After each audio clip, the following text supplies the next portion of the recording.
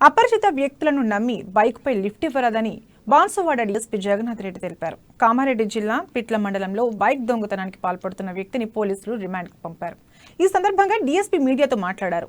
కల్లేరు మండలం దేవునిపల్లి గ్రామానికి చెందిన రామావత్ మోహన్ బంధువులను కలవడానికి పిట్లం గ్రామానికి వచ్చాడని, అయితే ఓ వ్యక్తి లిఫ్ట్ అడిగి మాయమాటలు చెప్పి మోహన్ ఫోన్, బైక్ చోరీ చేశాడని పోలీసులు తెలిపారు. అపరిచితులను నమ్మవద్దని, అప్రమత్తంగా ఉండాలని సూచించారు. అదేవిధంగా బైక్ దొంగను పట్టుకోవడంలో కృషి చేసిన పోలీస్ బృందాన్ని అభినందించారు.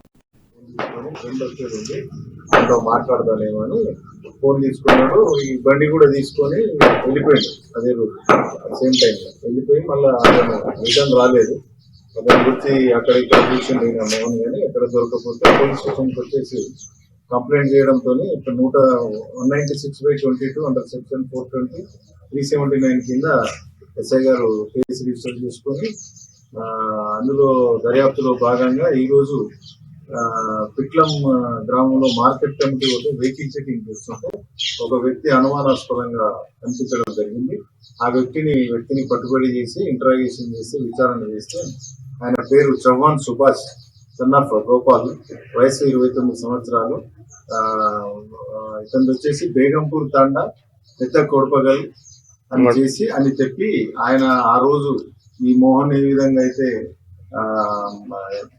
చీట్ చేసేసి ఆ బండి ఎత్తుకొని పోయినాడో దానికి సంబంధించి ఆ బండి కూడా అతని దగ్గరికి వెళ్ళి రికవరీ చేయడం జరిగింది. అతను ఇదే విధంగా మన